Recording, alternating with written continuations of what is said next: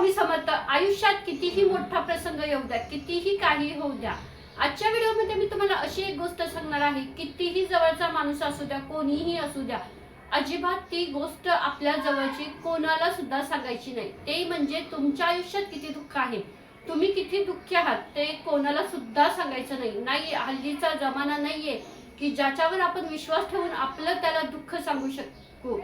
हल्ली असं सांगितलं जातं की दुसऱ्यांच्या जवळ आपलं दुःख जेवढं रिकामं करू तेवढं ते आपण मन मोकळे होतो असं आपल्याला वाटतं. पण हल्लीचा तो जमाना नाहीये. पहिल्या काळात ते चालायचं, तशी माणसं होती.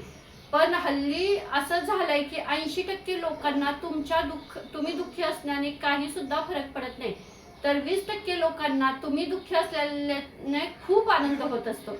आणि ही लोक काही आपल्या लांबची नसतात, कारण लांबच्या लोकांना माहितीच नसतं ना आपल्या आयुष्यात काय चाललंय. ही सगळी लोक आपल्या जवळची असतात, त्यांना माहिती असतं आपल्या आयुष्यात किती दुःख आहे, तरी ते मुद्दामहून आपल्याला विचारतात, अरे तू कसा आहे, तू सुखी आहेस का. त्यांना सगळ्या काही गोष्टी माहिती असून सुद्धा आपल्याला बऱ्याच वेळेला मुद्दाम विचारलं जातं.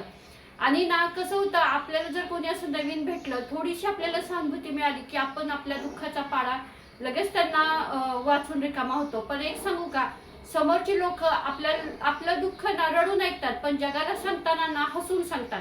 आपण ज्यावेळेला एखाद्याला आपलं दुःख सांगतो त्यावेळेला असं समजायचं की समोरच्या व्यक्तीला आपल्यावर वर्चस्व निर्माण करायला आपण संधी दिली. आणि आपलं दुःखाला ना हल्ली लोक बसलेतच मीठ घेऊन. कोणी सुद्धा तुमच्या दुःखावर म्हणजे प्रेमाची फुंकर घालणार नाही, आणि घातली तरी ती म्हणजे थोड्या कालावधीपुरती असेल. आणि त्यातून एक वेळ अशी येते की आपल्याला कोणीतरी असं समोरचं भेटतं आणि आपण त्याला आपलं दुःख सांगतो, ते ना प्रेमाने ऐकून घेतात, त्यावर प्रेमाची फुंकर घालतात आणि त्याचा परत काही कालावधीने त्याचा गैरफायदा घेतात. ज्या वेळेला आपलं त्यांचं शत्रुत्व होतं त्यावेळेला ते आपल्या दुःखाला त्यांचं शस्त्र बनवतात आणि आपल्यावर वार कमी करायला सुद्धा कमी पडत नाहीत. असे अनेक अनुभव अनेक ताईंना आलेले आहेत. त्यामुळे ना तुम्ही कधीही कुठलंही दुःख असू द्या, आपलं दुःख आपल्यापाशी ठेवायचं. आपल्या घरातील म्हणजे काय म्हणतात, आपल्या शरीरातील तिजोरीत ते दुःख कुलूप लावून ठेवायचं, पण अजिबात लोकांना सांगायचं नाही. तुम्ही ना बाहेर पडताना ना हसत मुखानेच पडा. कितीही दुःख असू द्या, ते आपल्या आतच ठेवा. लोकांना सांगायची काही गरज नाहीये. खोटी तर सहानुभूती अजिबात मिळवू नका, कारण लोकांच्यासाठी तुम्ही बिचाऱ्या, हा हिच्या बाबतीत असं झालंय, म्हणजे अशी सहानुभूती आपल्या बाबतीत लोकांच्या म्हणजे मनात तयार होते, पण किती थोड्या कालावधीपुरते असते.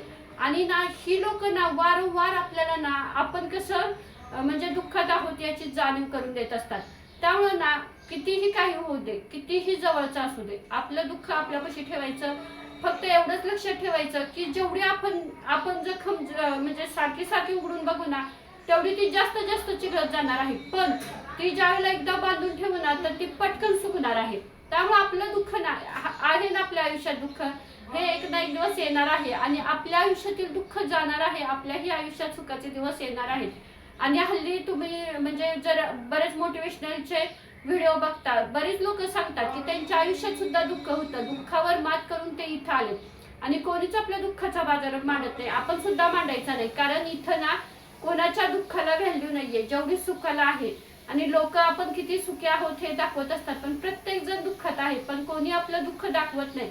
प्रत्येकाला सवय लागले लपवून ठेवायचं. आपल्याला काय वाटतं, आपण आपल्या दुःख जगाला सांगितलं की लोक आपल्याला विचारतील, आपल्याला सहानुभूती देतील, पण ते थोड्या कालावधीसाठी असते, कायमस्वरूपी नसते. एकच करायचं, दुःख आहे ना यातून आपल्याला बाहेर पडायचंय. आपण जेवढं स्वतःला शांत ठेवता येईल तेवढं शांत ठेवायचं. स्वतःला एकच सांगायचं, नाही एक ना एक दिवस येणार आहे, मी सुद्धा माझ्या दुःखातून बाहेर पडणार आहे, माझ्याकडे सुद्धा सुखाचे एक ना एक दिवस तरी दिवस येतील. त्यामुळे ना जेवढं होता होईल तेवढा विश्वास स्वतःवर ठेवायचा. ज्या वेळेला जास्त दुःख होईल त्यावेळेला एक लक्षात ठेवायचं की आपल्या हातातून खूप मोठं चूक झालेली आहे, काहीतरी आपण चुकीचं काम केलेलं आहे, त्यामुळे तर एवढं आपल्याला दुःख भोगायला लागते. ठीक आहे, आता इथून पुढे जे काही होईल ना ते चांगलंच काम करायचं. याचा परिणाम असं होईल की आपले दुःखाचे दिवस सुखामध्ये पलटायला सुरुवात होणार आहे. आणि दुःख भोगल्याशिवाय आपल्याला सुखाची सुद्धा किंमत कळत नाही. हल्ली आपण बघतो की बरेच सगळे कोणतेच, मी आता युट्यूबला बऱ्याच जणींशी संबंध आला, कोणीच असं नाहीये म्हणत की नाही मी सुखात आहे, माझं खूप छान चाललं आहे. प्रत्येक जण फक्त वरवर दाखवण्यासाठी सुखी आहे, पण आतून एवढ्या तुटलेल्या आहेत, एवढ्या दुःखी आहेत. असं वाटतं की कोणाजवळ तरी भरभरून बोलावं, आपलं दुःख कोणाजवळ तरी सांगावं, पण नक्की कोणाला सांगायचं, कारण प्रत्येक जण इथं गैरफायदा घ्यायला बसलेला आहे आणि महिलांनी तर चुकून कधी कुठल्या म्हणजे बाहेरच्या पुरुषांना तरी आपलं दुःख सांगू नका. का तर म्हणजे तुम्ही सांगाल ते एवढे ऐकून घेतील, पण परत त्याचा काहीतरी गैरवापर होण्यापेक्षा आहे ना आपलं दुःख, तुमची बहीण असू द्या, भाऊ असू द्या, जवळची आई असू द्या, कोणी असू द्या, त्यांना सांगा. तुम्हाला काही त्रास होतोय ते त्यांना सांगा. जर त्यांना पण सांगायला तुम्हाला जमत नसेल तर कुठेतरी लिहून ठेवा. काय तुम्हाला काय वाटतंय ते सगळं लिहून ठेवायचं एक दिवस आणि परत ते पूर्ण सगळं फाडून टाकायचं किंवा जाळून टाकायचं. असं समजायचं की मी माझं दुःख टाकून दिले. आणि एक सांगू का, आयुष्य एकदाच आहे. दुःख आलंय म्हणून रडत बसण्यापेक्षा त्याला सामोरं गेलेलं कधीही चांगलं. कारण जेवढे बघा आणि एक असतं आपण जसा विचार करू. आता जर मी विचार केला मला दुःख आहे, मला दुःख आहे, मी दिवस सकाळपासून रात्रीपर्यंत एवढाच एक विचार केला की मी दुःखात आहे, माझ्याच नशिबी असं का, तर ना माझं पुढं तसंच घडणार आहे. आपण जसं बोलाल तसं आपलं घडत असतं. माझ्या आयुष्यात तेच दुःख तसंच राहणार आहे. जोपर्यंत मी माझ्या दुःखाला सोडून पुढे येत नाही ना, तोपर्यंत ते माझ्यासोबतच चालणार आहे. असं म्हणतात ना, मेलेला मृतदेह आपण जोपर्यंत आपल्यासोबत वागवतोय तोपर्यंत तो आपल्यासोबतच राहणार आहे. मग त्याचा वास किती कुबट येईल, काय येईल, अगदी तसंच आहे. जेवढं दुःख तुम्ही आपल्या स्वतःसोबत बाळगाल तेवढं ते आपल्या सोबतच राहणार आहे. त्याचं एवढं एक दिवस ओझं होईल की त्यातून आपण बाहेर पडणं अवघड होईल. त्यामुळे आलंय ना दुःख, तेवढ्या पुरतं सहन करायचं. ठीक आहे, आयुष्य एकदाच आहे म्हणायचं आणि त्या दुःखातून उठायचं. लोक काहीही म्हणू द्या आणि सामोरं जायचं, पर्याय नाही.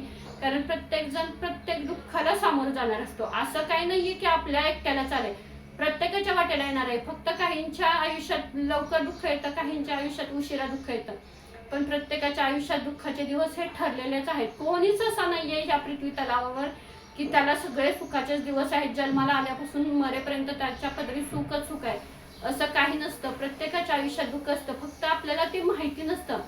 म्हणून ना जेवढं होता होईल तेवढं आपलं आपण कर्म चांगलं करत राहायचं. जेवढं होता होईल तेवढं दुःखाला बाजूला सारायचं आणि त्यातून उठून पुढे चालायचं. ह्यात आपलं हित आहे.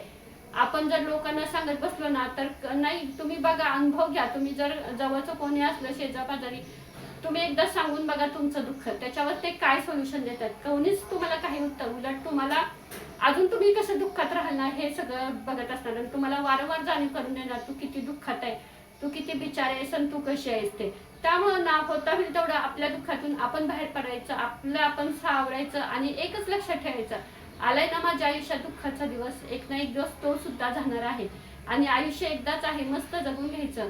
उद्याचं कुणी बघितलंय, आता बघताय हल्लीच्या बातम्या ऐकल्या की असं खूप अंगावर काटा येतो. बाबा उद्याचा कुणाचा भरोसा नाही.